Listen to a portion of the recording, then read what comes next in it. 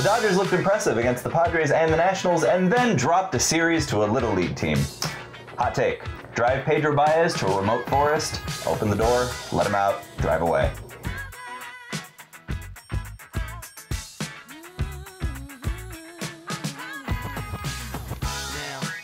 Welcome to Happy Fun Time Sports presented by DodgersNation.com. I'm Kevin. And I'm FRG. And this is the Bay of the Week. Bay of the Week. I believe in miracles. Where from? You sexy Yes, it baby. is our Bay of the Week, and well, Exciting. we're gonna stick with the same theme. You know, the show opened up different, as you can see, and Pedro Baez, of course, is a man on everybody's mind. Yes. So this week, my Bay of the Week is Bay, which of course they say, per this article we see on the screen, is Danish for poop. So my Bay of the Week is Pedro Baez. So literally Bay. Because he is shit. Boo you. Boo that man. Boo to you. You suck, Pedro. Who you got? So I've got a real Bay of the Week. I'm pretty sure that was a real Bay of the Week. I have a good Bay of the Week. I think that's maybe better for a second.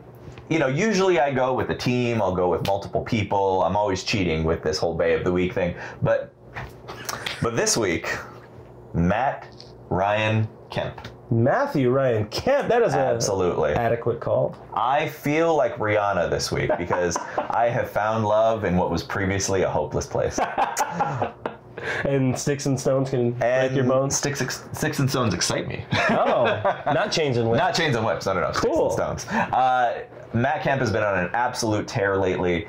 Anybody watching the Dodgers, despite some of the setbacks. Yeah. Not step backs. Yeah. He is hitting those step back jumpers, but these setbacks in the Miami Marlins series, notwithstanding, Kemp has been exactly what we had all kind of hoped from him, like old Matt Kemp. Yeah, I mean, you compare his stats against, and I don't have the stats readily handy, but I mean, if you look at those stats that Kemp's put up so far this year, compare him against Mike Stanton, you know, you're getting Kemp at a cheaper rate. You're able to jettison a lot of the problems that we had from last season or whatever, or at least the money people. Well, he's even better than Giancarlo Stanton too.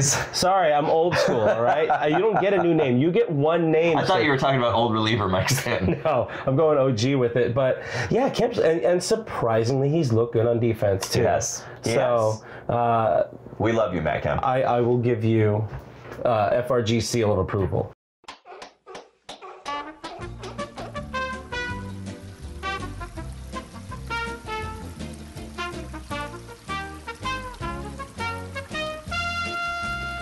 So let's start talking about some winners and losers. And when we're talking about winners and losers, we're talking about us. Yes.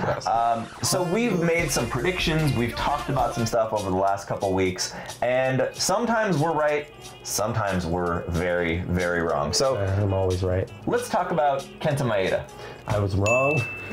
Very wrong. I have been talking about since spring training that Kenta Maeda belongs in the bullpen. This guy has been telling me, he's good. He's a solid starter. He's your number 3. He is a solid starter. I wouldn't go as far as number 3. I don't know if I've said that. You let us know in the comments below if I've said that. At me, bro. But I do like him. He's somebody that's love him. good. But yeah, I you know what? I'm at a point now where I'm more okay with seeing him maybe start to move to the bullpen. Yes. Now that, you know, we'll talk a bit about Buehler, I'm assuming, in a minute. Absolutely. But yeah, that could or should be Buehler's spot maybe. Yeah. Buehler makes a fine 5. Buehler does make a fine 5, especially with that. Especially with that velocity. So, so Kenta Maeda, I was right. FRG was wrong. What do you think about Kenta? You let us know. What do you think? Does he belong in the bullpen or should he stay in the rotation? Let us know below. Now to where FRG was right and I was very wrong. Wilmer Font. Tell us about Wilmer Font. It turns out when you're a terrible pitcher, anytime you've been in the majors, when you come back, you're still going to be a terrible pitcher most likely. He had one good game, sort of, that he still lost, mind you. He still did lose that game. Yes, but he did pitch 5 innings of relief. Yeah, well, all that did was delay the inevitable. Lose earlier, keep my team fresh. I had so much hope for him after spring training, after paying attention to him the last 2 years, and he's been pretty lights out in the minors, I but think he knows all of maybe 5 to 15 words, too. He does not look like the smartest not the tool smartest man. in the shed. Just saying. Yeah. I do like one note about him. He so every time I've gone to a couple of games this year where I went to BP and Font and Baez were basically always right next to each other. So There's something there. there's something there. There's Actually- something happening here. What it is ain't exactly clear. But I say stop, Font, get the hell out of town. Now, speaking of losers, Pedro Baez. There's not really a winner and loser here. No. All of us in the Dodger community, in the Dodger family, we're all losers We all just really lose. for having to watch Pedro Baez. I still find it funny on the Dodgers Twitter, as we call it. People really want to stand hard and defend this guy. Look, he's been bad. Yeah, he's serviceable. He should not be a 7th or 8th inning guy. No. Straight the hell up. Absolutely He not. should be oh man, the game's. He's not a long reliever, but we're doing really bad in the 6th inning or something like that. He should be a middle reliever for the Reds. Yeah, he should not be on this team. That's the biggest thing with where he's at. The second he comes out, he's already getting booed most of the time. Yeah. He gives up a run, a bad luck run or whatever. Again, he's not the worst pitcher. Advanced statistics will tell you that he's probably much worse than his ERA is. Absolutely. But he needs to be out of LA if he wants to have a career or if he has a chance at having a career. Yes. Baez, get out of LA. More like by Felicia's. Baez Felicia.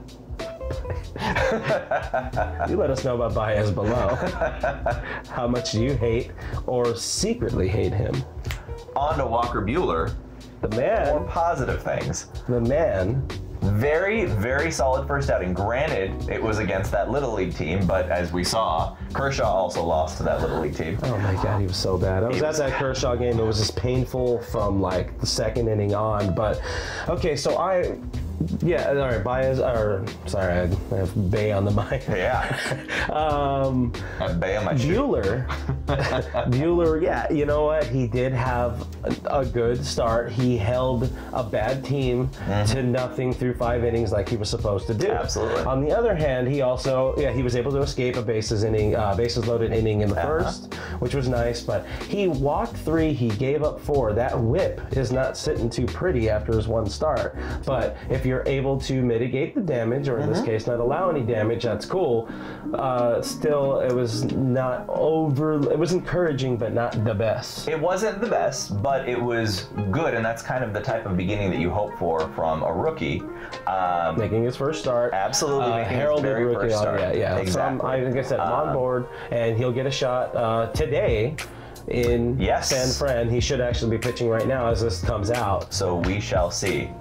Hopefully we are correct. But he Yes. passes the eyeball test, Oh, yeah. and though his whip is bad, his nene is great. Hey. So let's move on. Now we're gonna bring up some points here, and I believe FRG and I are for the most part on opposite sides of these. So let's talk real quick. Kershaw. I say trade him. FRG says I was so hurt after yesterday, or after the game on Wednesday, with how much he really bathed the bed. I'm kind of on board right now. wow. If we can get Mike Trout, seen here with Michael's special stuff, or Michael's secret stuff, if we can get Mike Trout in exchange for Kershaw and Baez and Magic Johnson, I'm on board. I'm in. Let's do it. Let's do that. Anaheim, let's do that trade. And Peterson.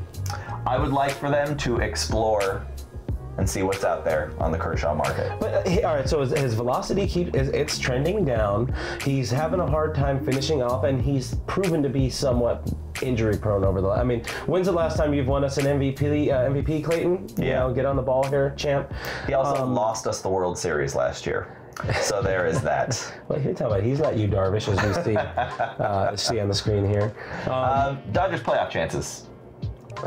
What We're say you? hurting right now. I don't think we make the playoffs this year. I'll be perfectly honest. I think this is a bridge year to this coming off season, and huge improvements to the team, but I don't see this as a playoff. This offseason is going to be big. But really, if they want a chance, because look, we're starting to get further and further away from Arizona. Next week, there is a big series against Arizona, and that will be, really, that's going to be telling of where this team goes, because being 3 behind first place or being 7 or 8 behind first place is a huge difference, especially when you have to leapfrog 2 or 3 teams. Yeah. That's a lot of people that need to be bad. So I really, a lot can be happened. Yes, there's people. It's still early. You know what? No, it's not. We have run out of early. Yeah, it's not early. Straight the hell up. It is not early. It is the end of April, and games count all the time. Surprisingly, like we won 104 games last year. Some of those, shocker. Some of those were won in April. That's a good point. Yeah, I hadn't thought about that. You need to win all the time. Moving on. Do we re-sign Yasmani Grandal, who's having an incredible season, or do we dangle him as trade bait and see what we can get? Well, I think that kind of goes into with where we're going to be at in the playoffs or in the playoff hunt. With the season Grandal's having so far, he's absolutely fantastic trade bait. But I don't see in free agency with one. Yeah, okay. There's still Barnes. Farmer is probably more of your prototypical backup catcher. Yes. But with people in the minors, like where's Will Smith? Being funky fresh, he does not have DJ Jazzy Jeff with him. Well, then it's not worth it. Keibert Ruiz is like one of the best catching prospects in all of baseball. Yes.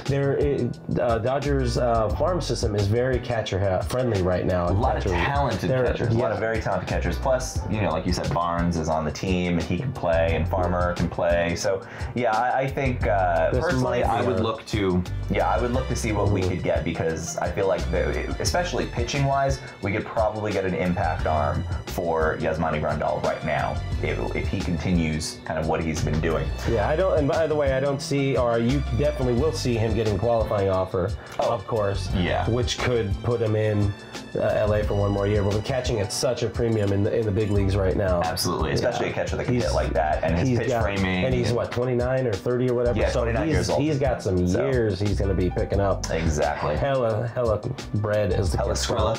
Hella Skrilla. Yes. Well, so we had a viewer send in a trade proposal, and so this is a really interesting one. It's sent in by @Takings1148 on Twitter. Rolls right off the tongue. Really does roll right off the tongue. So he had a very interesting trade proposal, and on the surface you might think absolutely not, but when you really think about it, possibly. So he said, what if we offered Corey Seager, already out. a minor league pitching prospect, Jaron Kendall, and I believe Edwin Rios. Okay. For Manny Machado, with the caveat that Machado has to sign long term. So contingent on Machado agreeing to immediately sign a long-term extension with the Dodgers. Machado is 2 years older. He is he plays the same position essentially, but he's also got crazy power and is just about as good defensively. I think it's an interesting trade proposal. I would do straight up Corey Seager or Manny Machado, and maybe throw in an Edwin Rios, but I wouldn't add a pitching prospect plus. I hate it. Do you really? Okay, I really hate it. Seager, I would do it. Seager is young. He's still under team control. Yes. He again, what should I say? He's younger. He's under team control. Machado's about to hit free agency and get $25 million a year. But not only do you want to give up a comparable bat and glove in Seager at the same position, you also want to give up, Kendall, Jaron Kendall is one of the top 15 prospects. Yeah. I don't mind losing Rios. Rios is not going to, he doesn't have a spot in LA. That's why I'm saying, and there is a place for him because, in Baltimore, because Adam Jones is all but gone. Yeah. He's not coming back next year. Or that, or Chris Davis or whatever, there's a spot at first, something like that. There's DH. Yeah.